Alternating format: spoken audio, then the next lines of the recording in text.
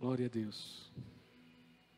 Mateus capítulo 27, o versículo que nós vamos ler é o versículo 57. Palavra de Deus. Ao cair da tarde, chegou um homem rico de Arimateia, chamado José, que se tornara discípulo de Jesus. Dirigindo-se a Pilatos, pediu o corpo de Jesus e Pilatos ordenou que lhe fosse entregue. Verso 59, José tomou o corpo, envolveu no limpo lençol de linho e colocou no sepulcro novo, que ele havia mandado cavar na rocha, e fazendo rolar uma grande pedra sobre a entrada do sepulcro, retirou-se. Amém, glória a Deus. Eu queria a sua paciência no começo desse sermão, porque eu vou usar aqui um recurso da teologia, mas fique em paz, não vou dar aula para ninguém aqui, amém? Nós vamos usar aqui um recurso da teologia que é extremamente importante para que possamos compreender um texto bíblico. Nós vamos usar aqui duas ferramentas, que é a exegese e a hermenêutica. O que é isso, pastor? Fica tranquilo, não é uma aula, eu só peço a sua paciência um pouquinho que você vai entender, em nome de Jesus, aquilo que Deus colocou no meu coração e a mensagem. Aí está a foto, é essa? Aí, irmãos, anota aí no seu celular, tá bom? Para você depois abaixar e assistir com a sua família, vai ser bênção. Voltando para cá. Então eu vou usar aqui duas ferramentas que se utiliza na teologia para a interpretação da Bíblia. A primeira é a exegese e a segunda é a hermenêutica. Só peço a sua paciência, eu creio que Deus vai falar com você. O que é exegese, pastor? É investigar, nada mais é do que investigar o texto bíblico. É uma pesquisa, é pesquisar palavra por palavra, pesquisar a palavra no texto original, a cultura, a linguagem. É cavar, como se estivesse cavando. A palavra exegese é tirar para fora, é se aprofundar no texto bíblico. E a hermenêutica é a interpretação do texto. Então essas duas doutrinas, elas andam juntas aí, para que possamos aplicar a Bíblia Sagrada, interpretar o texto, trazer o sentido original do que a palavra de Deus ela está querendo falar aos nossos corações. Ou seja, nós vamos aqui fazer nós vamos usar essas duas ferramentas aqui de forma bem simples, e você vai ver como isso é importante para que possamos compreender a palavra. Tem muitas pessoas que pegam a Bíblia e passam pela Bíblia de uma forma bem rasa, não conhece a palavra, não se aprofunda na palavra e acaba perdendo aquilo que Deus ele quer falar, aquilo que Deus quer tratar.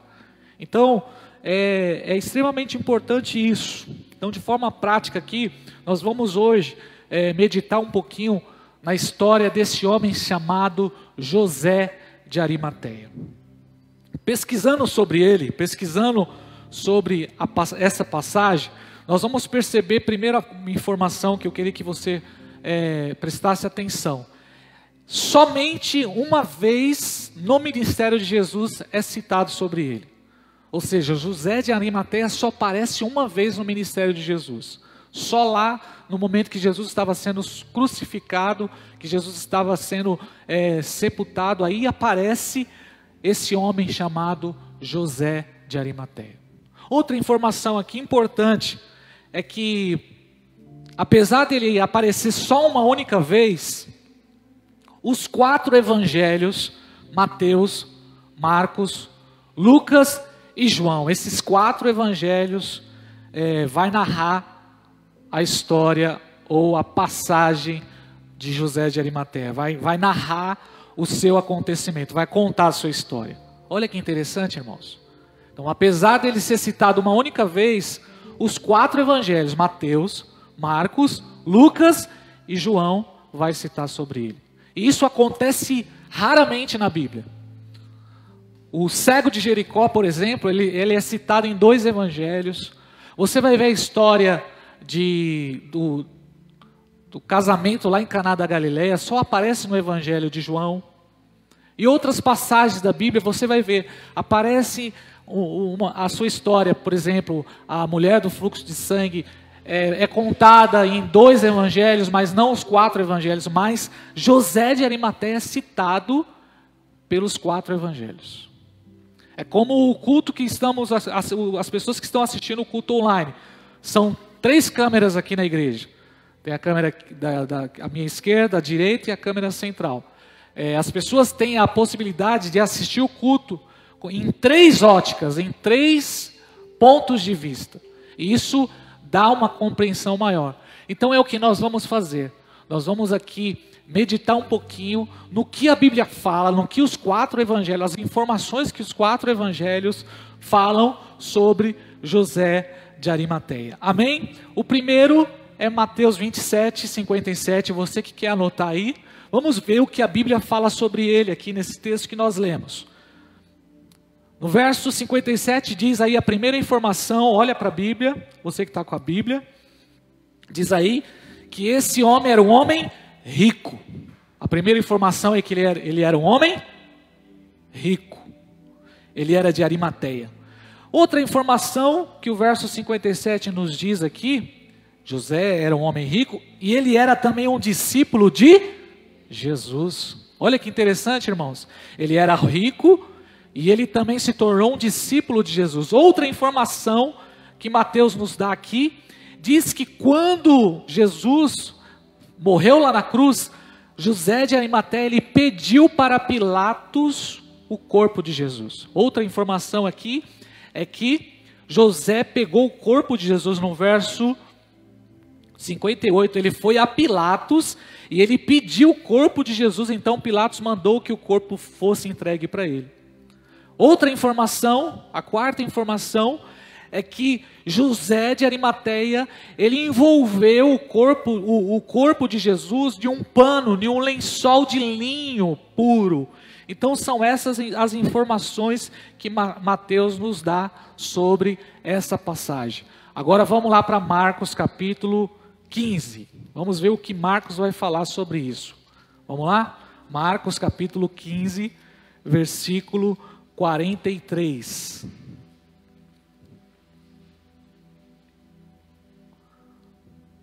Vamos ver o que Marcos diz. Verso 43. José de Arimateia, outra informação agora, que Marcos nos fala, é que ele era, aqui, um ilustre membro do Sinédrio. Olha que interessante, irmãos. Então ele era um homem rico, ele se tornou um discípulo de Jesus, ele pegou o corpo de Jesus, pediu para Pilatos o corpo de Jesus, ele envolveu o corpo de Jesus num sepulcro, como Mateus nos informa, e aqui Marcos está dizendo que ele era um ilustre membro do Sinédrio. Ele era um homem importante. O que é o Sinédrio? O Sinédrio era um grupo de 70 anciãos, que eram juízes, e eles traziam, eles julgavam, eles votavam, eles cuidavam acerca da lei e do povo. Então a Bíblia está dizendo que esse homem, que era discípulo de Jesus, ele era um homem ilustre, um membro do Sinédrio. Ou seja, Jesus tinha um discípulo que fazia parte da nata de Israel, um ancião, um homem importante. Olha que tremendo. Vamos lá, vamos ver o que Marcos também nos informa aqui sobre ele. No verso 43, José de Arimateia, ilustre membro do Sinédrio, que também esperava o reino de Deus. Olha que interessante, mais uma informação. Ele era um homem que esperava o reino de Deus. Ele aguardava o Messias. Outra informação, vamos caminhar aqui. Que enchendo-se de coragem, olha o que Marcos diz, que ele se encheu de coragem e foi a Pilatos pedir o corpo de Jesus. Homem corajoso, ousado. Em outras traduções aí, outra tradução, lancei na sua Bíblia, vai dizer ousadamente. Alguma Bíblia está escrito ousadamente aí? A da Bia, ou seja, a do Odair, um homem ousado. Olha que interessante, irmãos. E ele foi, ou seja, ele foi além do que ele podia, ele quebrou o protocolo E ele foi até Pilatos. Quem era Pilatos? Pilatos era o governador. Ou seja, ele quebrou o protocolo, ele foi além do que ele podia, e ousadamente, corajosamente, ele foi até Pilatos pedir o corpo de Jesus. Aí no verso 46, diz outra coisa importante. Então José comprou um lenço de linho. Mateus não fala isso, mas Marcos está falando que ele comprou, ou seja, irmãos, ele investiu dinheiro, ele colocou a mão no bolso, ele comprou esse lenço. Para nós isso parece algo simples, mas um lenço de linho puro era muito dinheiro. E ele, o verso 46 aí vai dizer que ele tirou o corpo da cruz, e envolveu no pano e colocou no sepulcro aberto na rocha, e rolou uma pedra sobre a entrada desse sepulcro. Olha que interessante, irmãos. José de Arimateia, literalmente, ele colocou a mão no sangue de Jesus. Ele tirou o corpo de Jesus. Quando Jesus morreu na cruz, ele tirou, pastor André. Ele foi o homem que foi até a cruz e tirou o corpo de Jesus. Literalmente, colocou a mão no sangue de Cristo. Ele comprou esse lençol. Mateus não dá essa informação, mas Marcos dá. E ele tirou o corpo de Jesus da cruz e colocou nesse sepulcro. Vamos lá, vamos para Lucas agora, vamos caminhar aqui. Já já a gente vai terminar essa primeira fase aqui. Amém? Verso 50. Isso aqui que nós estamos fazendo é se aprofundar no texto bíblico. É pegar os detalhes. Amém? Lucas capítulo 23, versículo 50. Vamos ver o que Lucas fala.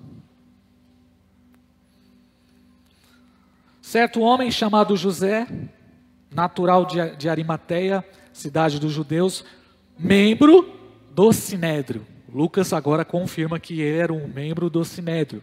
Como nós falamos, ele era um homem importante.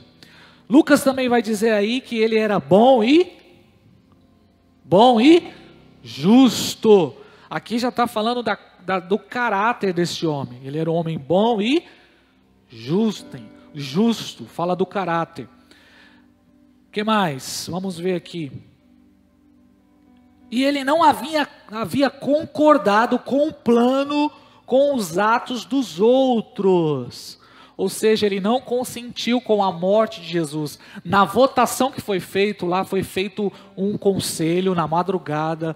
O sumo sacerdote reuniu os anciãos lá e José de Arimateia votou não, ele votou contra todo aquele conselho para a crucificação de Jesus. Ele não consentiu na morte de Jesus.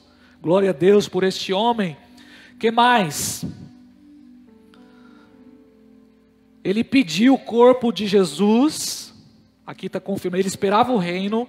Verso 52, então ele foi até Pilatos, confirmou mais uma vez e pediu o corpo de Jesus. Verso 53, tirando da cruz, mais uma vez uma confirmação que ele foi quem tirou o corpo de Jesus da cruz. Amém, meus irmãos? Quem está acompanhando aí? Amém? Ele tirou o corpo de Jesus da cruz, que mais?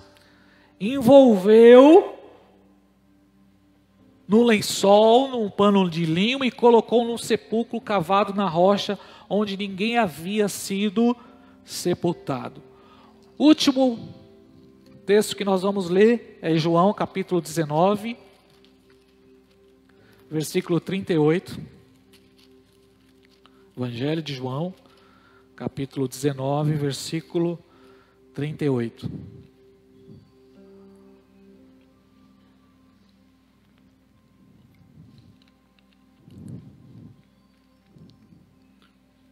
Vamos ver o que João fala, versículo 38.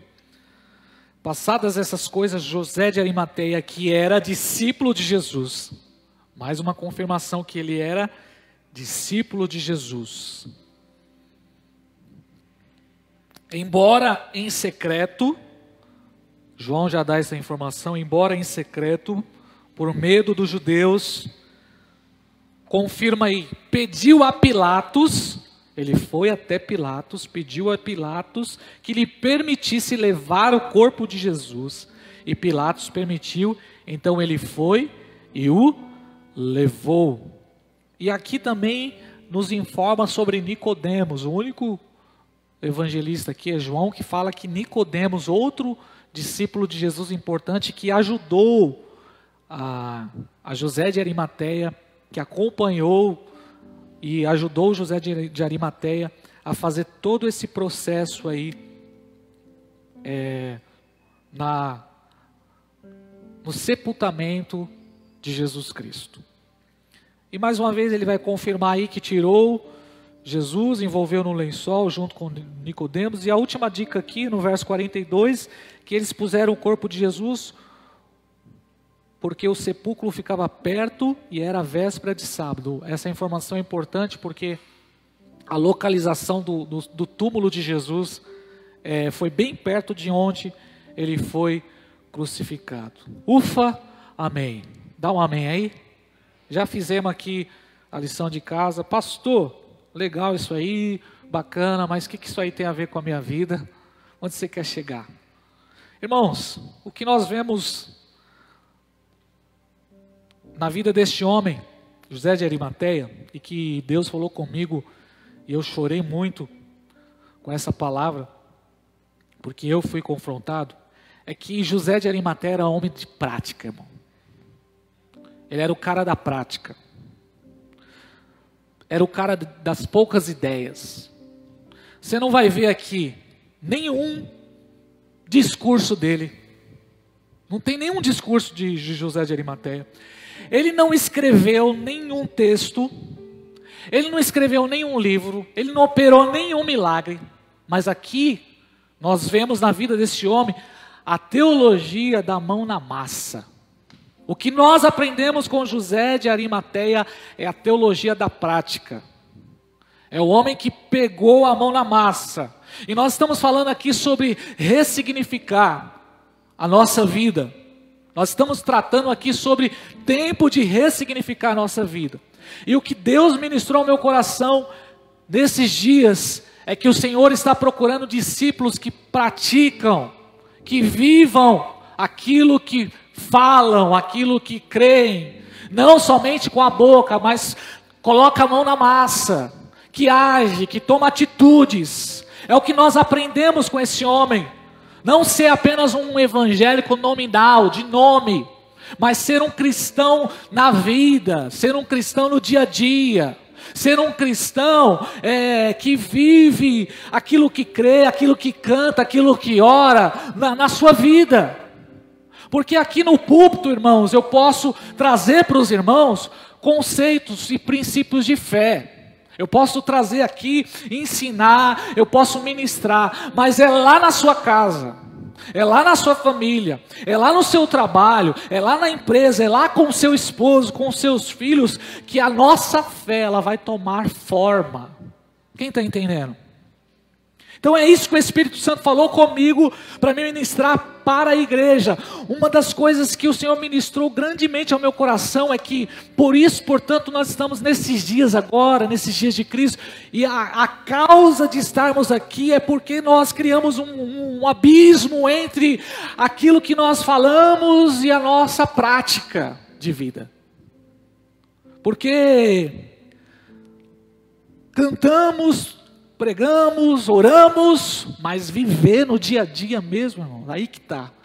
Porque cristianismo de verdade, irmãos, não é o falar, não são as palavras, mas é a prática.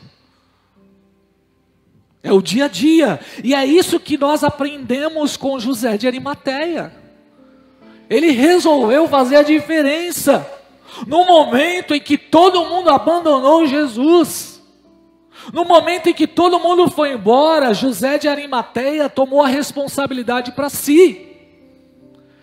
Vai aí em Mateus 26, verso 56. Olha o que a Bíblia diz. Mateus 26, verso 56. Quem está comigo aqui? Quem está comigo aqui? Verso 56. Mas tudo isso aconteceu para que se cumprisse as escrituras dos profetas. Olha o que diz o texto. Então todos os discípulos o deixaram e fugiram. Quem está acompanhando a palavra? Na hora que todo mundo foi embora, irmão, na hora que o calo apertou, na hora que Jesus mais precisava dos seus discípulos, na hora que Jesus precisava de apoio, todo mundo foi embora. Mas quem ficou? José de Arimateia. É José de Arimateia que toma ação, que faz a diferença. Glória a Deus por esse homem. E esse homem tem muito a nos ensinar. 3 aplicações para a nossa vida. Primeiro, a essência da nossa fé, irmãos, vai se revelar no momento da dor, mais do que numa festa. A essência da fé, o discípulo de verdade, ele se manifesta, sabe aonde? É na dor.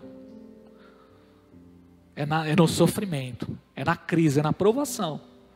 Porque uma das coisas que eu mais vi nessa pandemia, que mais aconteceu, que virou uma febre, foi as lives. É live para tudo quanto é lugar. Meu Deus do céu, quantas lives. E o que eu mais vi são palavras, discursos, opiniões, achismos. Quantas críticas, quantas pessoas falam e falavam de um lado, nada contra, porque muitas dessas lives nos abençoou, mas cristianismo, discípulo, vida cristã, irmãos, não é falar, é viver. Cristianismo se apresenta na prática. É no dia a dia. Não é o que falamos que vai dizer se eu sou um seguidor de Jesus. Mas é como eu vivo. É as minhas ações. É como eu me comporto. É as minhas ações que vão falar se realmente eu estou seguindo a Jesus. Se realmente eu sou um discípulo de Jesus. Se realmente eu tenho fé. Porque a fé, diz a Bíblia, que ela é manifestada através das obras. A nossa fé é manifestada através das obras. Então é no momento da dor que nós vamos realmente ver quem é quem. É no momento da crise, é no momento do aperto que nós vamos ver realmente quem é quem. A verdadeira essência da fé, irmãos, vai aparecer na nossa vida no momento da luta, no momento da dor, no momento da pandemia, no momento da crise, do desemprego, no momento da luta. É aí que está, é aí que nós vamos ver quem é quem. É aí que nós vamos ver onde nós estamos firmados. Quem está me ouvindo aqui nessa noite? Para tirar o perfume de uma flor, é preciso prensar a flor. Uma rosa, para tirar o perfume da rosa, para esse perfume ser exalado, ela é prensada com violência.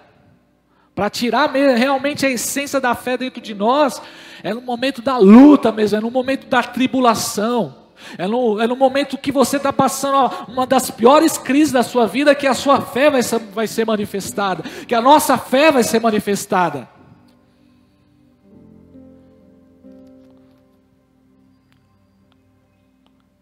Assim é tirado o perfume de uma rosa, só sai quando ela é esmagada com violência. E assim é manifestado um verdadeiro discípulo, no momento da prensa, no momento da dor. Sabe onde a fé é vista, irmão? Na perda, na luta, no choro, na angústia.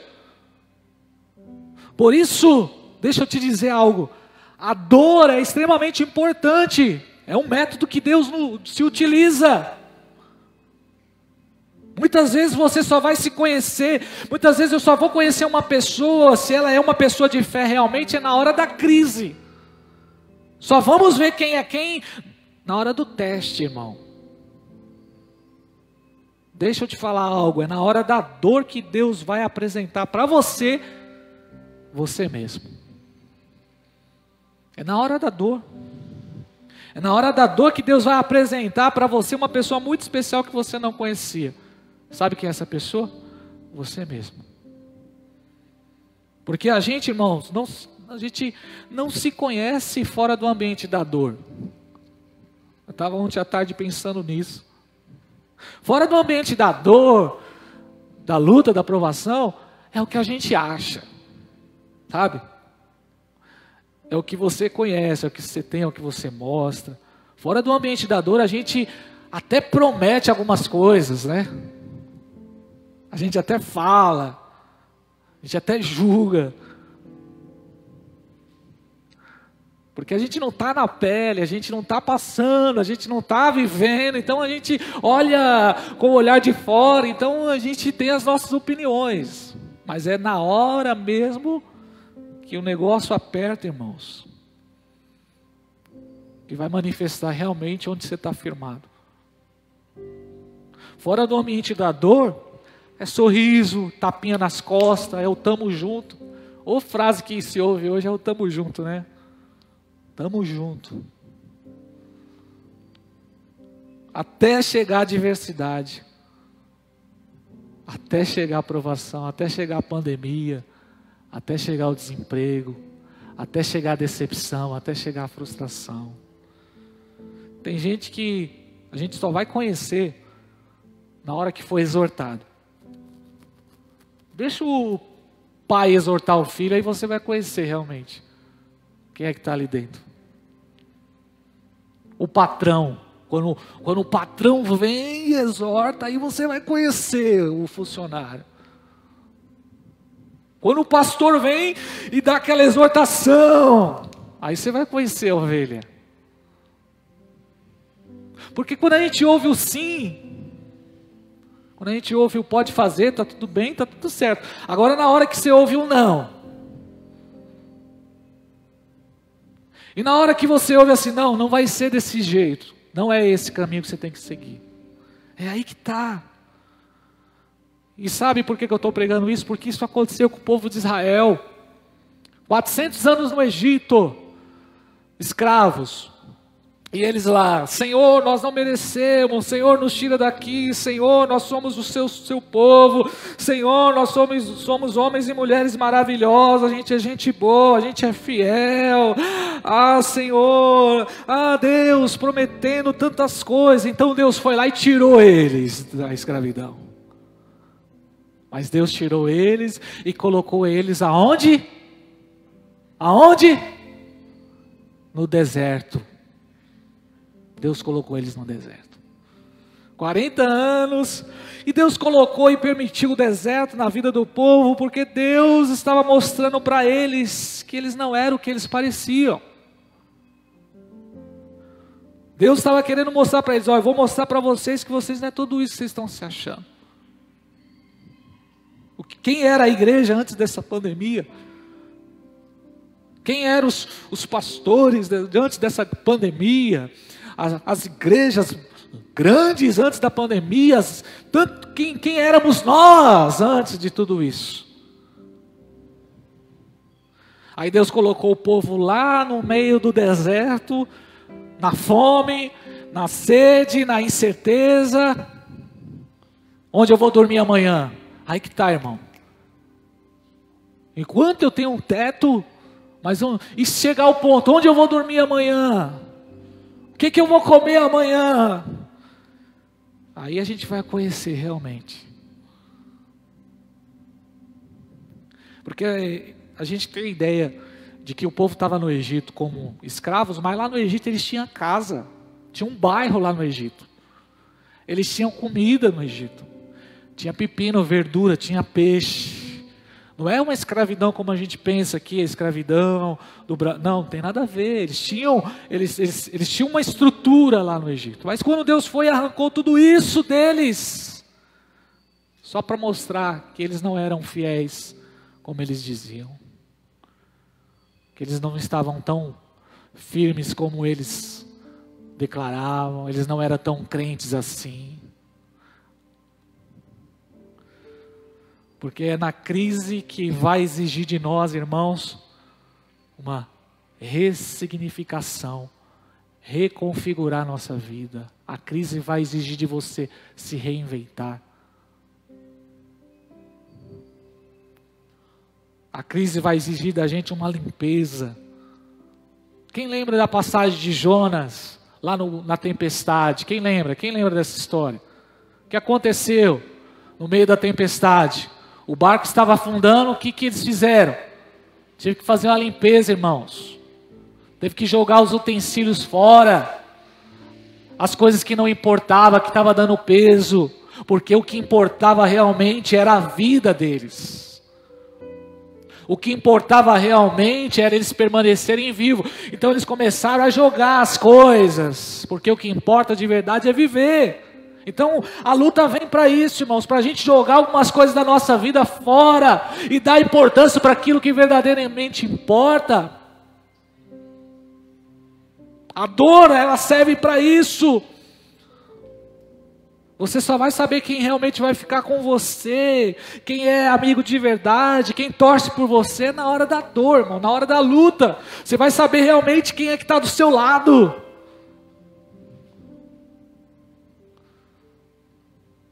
Porque não dá para fingir, irmãos, na hora que a gente está na dor. Não dá para fingir. Na hora que a lágrima está escorrendo dos olhos, não dá para fingir um sorriso. Não tem como. Antes da perda aqui, antes do sepulcro, antes de Jesus estar na cruz, a gente podia olhar para José de Arimateia e falar, realmente, será que é discípulo mesmo? Ele é rico. Homem que faz parte do Sinédrio, será realmente que ele é discípulo? Antes a gente podia até olhar. A gente podia até dizer assim, não... Será que ele é um discípulo, homem rico, membro do Sinédrio? Mas na hora do vamos ver, na hora da dor, na hora da perda, da ameaça, cadê o Pedro? Cadê o Tiago? Cadê o João? Que eram os 3 tops, os 3 discípulos principais, cadê eles? Na hora de enfrentar o Pilatos, na hora de manchar a mão com sangue, na hora de subir lá no Calvário, lá. Na hora que estava beirando o sábado, na hora de subir na cruz, de colocar a mão no bolso. Cadê? Cadê o cristão mesmo, de fato, na hora de colocar a mão no bolso? Na hora de subir lá no Calvário, lá, ó. É aí que vai estar, irmão. A diferença está aí. Então... eu quero que você nessa palavra seja confrontado, irmão, a viver a sua verdadeira fé em Cristo Jesus, viver realmente, não ser apenas um crente nominal. Alguns companheiros do trabalho eu vejo quantas pessoas que são religiosos, roupa bonita, tudo arrumado, gravata, terno, bonitinho lá na igreja, separa de um lado, cheio de doutrina, cheio de costume, lenço, mas lá na prática, lá no trabalho, as palavras são torpes. Numa festa, enche o caneco. É lá, irmão. No namoro, é lá. É lá que vai manifestar se somos discípulos de Jesus ou não. Na hora da tentação. Na hora de enfrentar Pilatos mesmo. Porque na hora da emoção, a gente olha para o Mestre Jesus e a gente diz como Pedro: Senhor, não vou te deixar. A gente muitas vezes agiu como Pedro. Não vou te deixar. Jesus, aquele ali pode te deixar, esses aí, ó. Mas eu não vou te deixar. E o que aconteceu com Pedro na hora do aperto? Traiu, negou, fugiu. Mas o que aconteceu com José de Arimateia? Não falou, não tem um discurso, mas chamou a responsabilidade para si. Se arriscou, foi ousado, assumiu sua fé, porque a essência da fé se mostra na hora da dor, irmãos. É na hora da dor. que a gente vai ver quem é quem. Amém, meus irmãos? Amém? É na hora da dor que a gente vai ver quem é quem. Na hora da dor. Segunda lição. A melhor pregação, irmãos, ela não é as palavras, é a atitude. Essa é a segunda lição. Eu já prego uns 17 anos. Eu estou pregando a palavra. Talvez alguns irmãos vão dizer, o pastor Júnior é um bom pregador. Os outros vão dizer assim, ele não é tão bom assim, né? Na hora que ele está pregando dá sono. Né? Para alguns pode ser que seja bom ou não, mas eu já estou pregando há uns 17 anos. Meus 12 anos de idade eu fui fazer missões lá no Mato Grosso do Sul com a minha avó, na aldeia dos índios. Deus me chamou aí, já tem uma caminhadinha aí na vida cristã. Mas eu quero dizer para você que a minha verdadeira pregação, irmãos, não é aqui. A minha verdadeira pregação, quem vai dizer ali, ó, é a minha esposa. É os meus filhos. Vai dizer que realmente se é minha mãe que está ali, ó, minha irmã, meu cunhado. É eles que vão dizer. Porque a verdadeira pregação é as atitudes. É a nossa vida. Quem está ouvindo essa palavra aqui? É você lá no momento do confronto lá. No momento da luta, no momento em que as pessoas estão vindo contra você. É lá que vai mostrar ser um cristão de verdade. Ó. José de Arimateia, irmão, não falou nada. Fez um milagre. Mas na hora que Jesus mais precisou, ele estava lá. Você vai ver na Bíblia, irmão, sermões poderosos. Eu já estou encerrando. De Pedro. Eita, pregador era Pedro. Pedro tem sete pregações no livro de Atos. Se você ler o livro de Atos, você vai ver 7 pregações de Pedro, uma pregação de Estevão e 7 pregações do apóstolo Paulo. Pedro era o pregador. Sua primeira mensagem, se você ler aí os primeiros capítulos de Atos, no primeiro sermão, 3.000 pessoas se converteram. Segundo sermão de Pedro, 5.000 pessoas foram batizadas. Atos 4:4. 5.000 pessoas batizadas. E a pregação de Pedro, irmão, não era uma pregação de autoajuda. Pedro confrontava. Pedro dizia, foi vocês que crucificaram Jesus. Ele não tinha papa na língua, não. Ele falava mesmo, não tinha rodeio. Vocês crucificaram, vocês mataram Jesus. E Deus usou a vida de Pedro. Mas Pedro não foi sempre assim. Pedro não foi sempre assim, irmãos. Porque na hora que Jesus mais precisou de Pedro, ele afrouxou. Na hora que envolveu polícia, na hora que envolveu... saiu fora. Pedro mentiu. E não apenas mentiu, Pedro negou. E não apenas negou, Pedro traiu. E não apenas traiu, Pedro blasfemou. Vamos lá em Mateus 26, verso 75. Aleluia. Deixa eu perguntar, os irmãos estão aqui ainda? Amém? Está acompanhando aí, gente? Mateus 26, verso 75. Olha o que a Bíblia diz.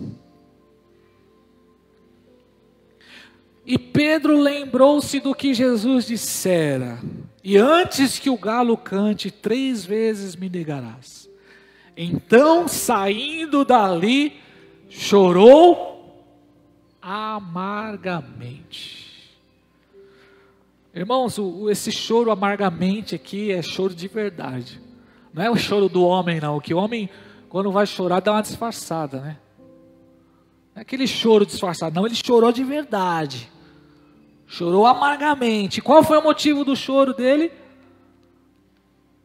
Eu não sei se foi porque ele negou ou porque ele prometeu para Jesus que não ia negar. Eu não sei o que é pior, negar a Jesus ou prometer para ele assim que, ó, eu não vou te negar, não vou te negar, eu não vou te deixar. Lucas 22, 33, olha o que ele falou para Jesus. Lucas 22, 33. Ele falou assim para Jesus. 22, verso 33. Mas ele respondeu e disse: eu estou pronto para ir contigo para a prisão e para a morte. Eu não sei se Pedro está chorando porque ele negou, ou se ele está chorando porque ele prometeu isso e não conseguiu cumprir. Eu não sei se a dor de Pedro, se está doendo mais porque ele negou ou porque ele jurou que não ia fazer isso. E quantas vezes a gente chega diante de Deus e diz tantas coisas, promete tantas coisas e não cumprimos. Quantos aqui já prometeu, esse ano eu vou me batizar, esse ano eu vou fazer isso, esse ano... E quantas vezes cumprimos, prometemos, mas não conseguimos cumprir. Eu não sei qual foi a dor de Pedro, se ele estava chorando amargamente porque ele negou ou porque ele prometeu que não ia fazer e não conseguiu fazer. Negar Jesus na hora da dor já era horrível. Mas precisava Pedro se gabar disso? Precisava Pedro bater no peito e se vangloriar? Precisava dizer, esses aí vão te abandonar. Quantas vezes, irmãos? Quantas pessoas prometeram, eu não vou trair minha mulher, e traiu. Eu não vou cair mais nesse vício, e caiu. Eu não vou me deixar levar por isso, e caiu. E aqui está Pedro, chorando amargamente. Negar Jesus uma vez já é ruim, 3 vezes. Mateus 26, 74 diz assim: ali ele começou a amaldiçoar e a jurar, não conheço esse homem. Olha o nível que Pedro chegou, irmãos. Porque quando ele negou Jesus lá no pátio, pela 3ª vez, quando ele é confrontado a negar Jesus, diz aqui a palavra que ele amaldiçoou, ele blasfemou, ele jurou, eu não conheço esse homem. E imediatamente o galo cantou. Isso é muito sério. Isso é muito sério. É por isso que ele está chorando amargamente aqui. E aí que está a diferença, irmãos, do Pedro da Galileia para o José de Arimateia. Só deu para ver a diferença nessa hora aqui. É na hora da morte e da perda. É na hora de apertar o parafuso. Na hora de apertar o parafuso de Pedro, espanou. Agora o de Arimateia, na hora do aperto, não, eu sou discípulo de Jesus. Eu sou seguidor de Jesus. Na hora do vamos ver. É igual aquele dito popular brasileiro que talvez você já ouviu aí. Farinha pouca, meu pirão primeiro. Já ouviu isso aí, irmão? O brasileiro é assim, individualista. Na hora do aperto, meu pirão primeiro. É igual uma pessoa que olha para sua esposa e diz: minha mulher é excelente, pastor. Por quê? Porque ela faz massagem, porque ela cuida de mim. Irmãos, não é assim que se mede uma pessoa, não. Você vai medir se sua esposa é verdadeira, é no momento da dor, da luta. Ainda hoje, conversando com um colega no trabalho, a esposa dele foi diagnosticada com um câncer no útero, no colo do útero, e eu falei para ele: cara, vai ficar com a sua esposa. Ele doido para trabalhar, eu falei: sua esposa precisa de você, é esse momento que ela precisa de você. É essa hora da dor que vai manifestar realmente se é um bom esposo, se é uma boa esposa. Porque a gente julga as pessoas assim: ela é uma boa esposa, ele é um bom esposo. Por quê? Não, porque ele cuida de mim, porque ele me dá presente, Nós julgamos assim, mas não é assim, irmãos, que se avalia uma pessoa. Você vai avaliar uma companheira, um companheiro, um homem de Deus, uma mulher de Deus, é na luta, é na dor.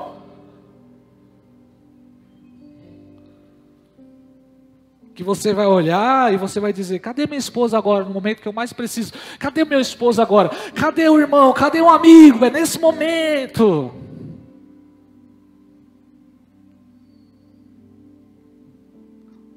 Terceiro ponto para a gente encerrar. Mas mesmo assim, irmão, diante de tudo isso, ainda que Pedro realizou todas essas coisas, mesmo assim, Jesus, Ele quer ter comunhão com Pedro de novo. Isso que é maravilhoso. Mesmo assim, Jesus ainda quer que Pedro volte a ter comunhão com Ele. Glória a Deus. Essa é a terceira lição para mim e para você.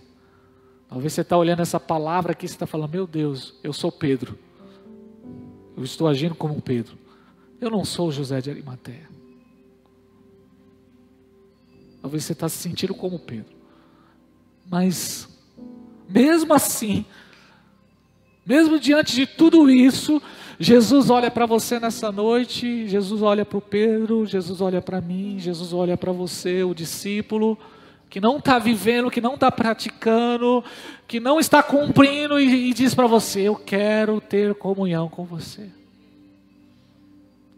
Eu não vou te deixar. Mesmo assim, Jesus quer Pedro na mesa. Mesmo assim, Jesus ama Pedro. Pedro está chorando amargamente. Um dia difícil para ele, fracassou. Sexta-feira ele fugiu, negou. O sábado, imagine o sábado de Pedro, irmão. Imagine o sábado de Pedro. Os irmãos sabem o que eu estou falando aqui. O remorso que é prometer algo e não conseguir cumprir. Imagine, no dia que você pecou, caiu, o remorso, como que é, a dor, a angústia. Pedro está assim. E domingo de manhã chegou. E o que aconteceu domingo de manhã, irmão? O que aconteceu domingo de manhã? Jesus ressuscitou. Glória a Deus. Começou lá um zum entre as mulheres. Jesus ressuscitou, Jesus ressuscitou. Maria Madalena foi no sepulcro. Ela chegando no sepulcro, ela chegou lá e viu um jardineiro. O jardineiro falou com ela. E de repente o jardineiro era Jesus. E ela volta até os discípulos. E ela diz: Jesus ressuscitou. E aí chega João e Pedro. E João fala: vamos lá no sepulcro. E João vai na frente, diz a palavra. E Pedro vem atrás. E quando João entrou lá dentro do sepulcro, o sepulcro estava vazio. Só estavam os lenços ali, só estava o lençol. De repente Pedro chega e ele só olha aquele lençol. Ele olha o lenço dobrado, que não foi ele que comprou. Ele sente o cheiro lá dentro daquele sepulcro do perfume, das essências, que não foi ele que providenciou. E aquilo gerou em Pedro uma angústia. Então ele sai ali de dentro do sepulcro, irmão, frustrado. Ele sai de dentro do sepulcro ali, dizendo assim: Jesus ressuscitou e eu vou ter que enfrentar ele. Para os outros era uma alegria, mas para Pedro não, irmão. Para Pedro, o domingo de manhã era uma luta.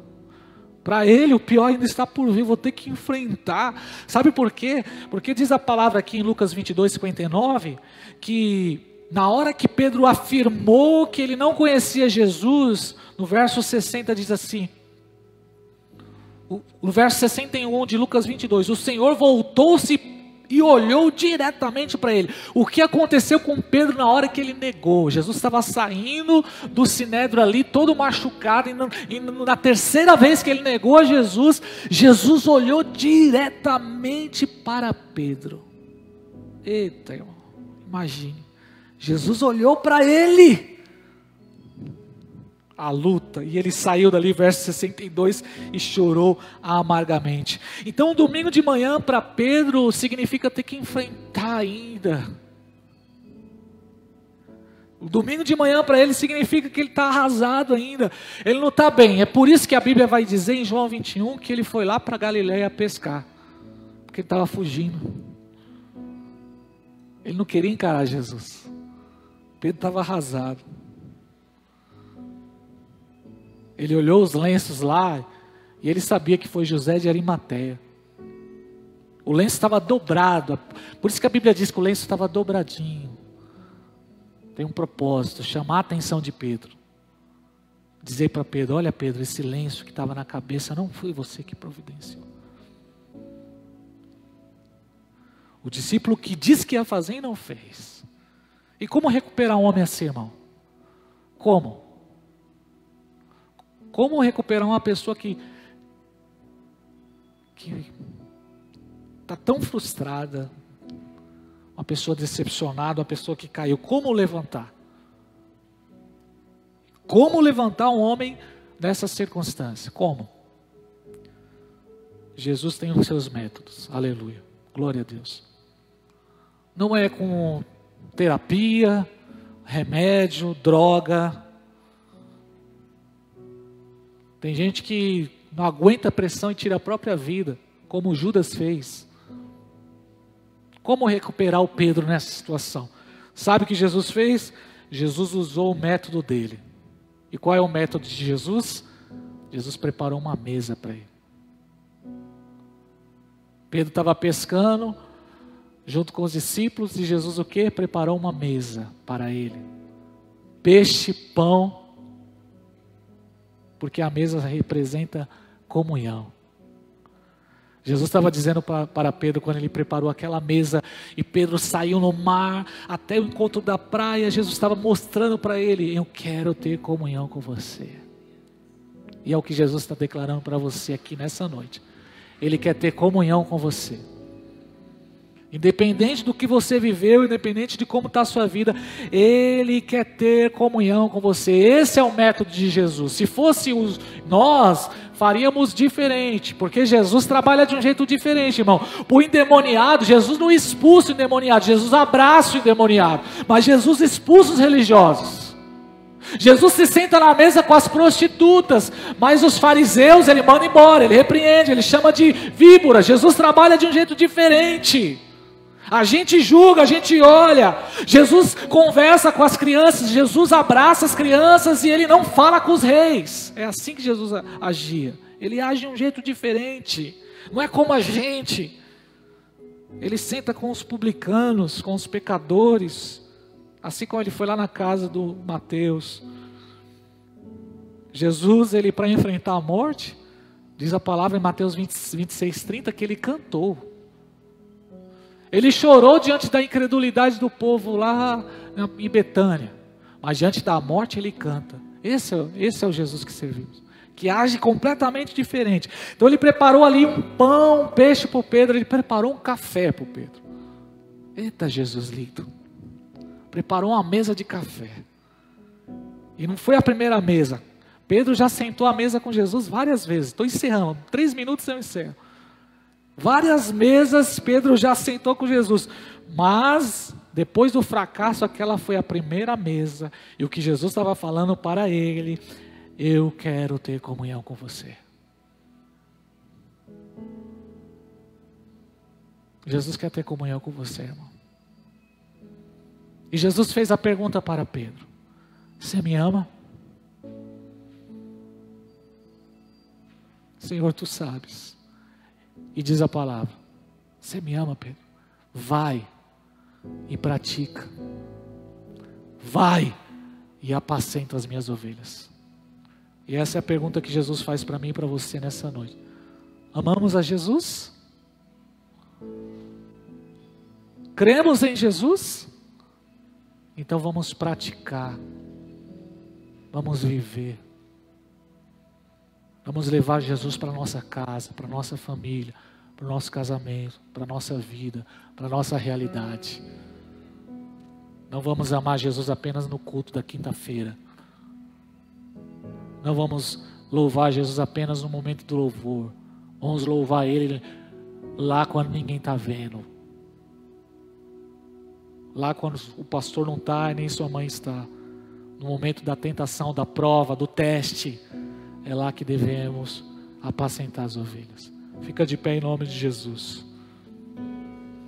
Se amamos a Jesus, mostre. Se cremos em Jesus, mostre. Deixe o pecado. Tome as atitudes. Viva aquilo que Ele mandou você fazer. Vem e segue-me. Vamos orar? Pai, no nome de Jesus, muito obrigado por essa noite, por esse tempo, Senhor, na Tua presença. Muito obrigado, porque a Sua palavra foi ministrada. Senhor, o Senhor está nos chamando para que possamos agir como José de Arimateia. Poucas palavras, Jesus. Pouco barulho e mais ação. Poucas palavras, Jesus, e mais ação. Ser parecido com o Senhor no momento do confronto. Perdoar como o Senhor perdoava. Amar como o Senhor amava. Viver como o Senhor vivia. Ajuda-nos, Espírito Santo. Ajuda-nos, ó Espírito Santo, porque não queremos fracassar mais. Não queremos fracassar mais, Senhor. Aprendemos a lição, estamos aprendendo a lição, ó Deus, nesse tempo de crise, que somos dependentes do Senhor. Segura nas nossas mãos, fortalece-nos, ajuda-nos, ó Deus, para que possamos sair desta noite, deste culto e praticar a Sua palavra, e viver a Sua palavra, Senhor, e agir, Senhor, conforme o Senhor deseja, obedecer a Sua voz, viver a Sua vontade, Senhor, colocar a mão na massa, Senhor, amar aqueles que precisam ser amados, viver, Senhor, o verdadeiro chamado, ó Pai, não das palavras, mas das ações. Ajuda-nos, ó Deus, nesse tempo, Senhor, que o Senhor está nos dando a oportunidade de ressignificar as nossas vidas. Nos colocamos diante do Seu altar. Levante as suas mãos nessa hora, entregue a sua vida para Ele. Fala, Senhor, eu não quero sair daqui do mesmo jeito, eu quero sair diferente. Ajuda-me, Espírito Santo, ajuda-me a agir, ajuda-me, Senhor, a praticar, Senhor, a resistir à tentação, a dizer não, a viver para a Sua glória, Senhor, a fazer a diferença. Ajuda-me, Senhor, ajuda-nos, ó Deus, precisamos, ó Pai, da Tua ajuda, da Tua unção sobre as nossas vidas, para que possamos, Senhor, não ser cristãos nominais, cristãos de banco de igreja, mas sermos cristãos, ó Deus, em todos os lugares, espalhar o bom perfume de Cristo, ó Pai, por onde nós andarmos, em nome de Jesus, amém, glória a Deus. Se Deus falou com você, você pode aplaudir e celebrar Ele, aleluia, glória a Deus. Deus abençoe em nome de Jesus. Que a graça de nosso Senhor e Salvador Jesus Cristo, que o amor de Deus e que a comunhão do Espírito Santo esteja sobre você hoje e para sempre. Aquele que crê, diga: Deus te abençoe, gente, vai na paz. Deus te abençoe, em nome de Jesus. Vai lá e pratica aquilo que você ouviu aqui nessa noite, em nome de Jesus.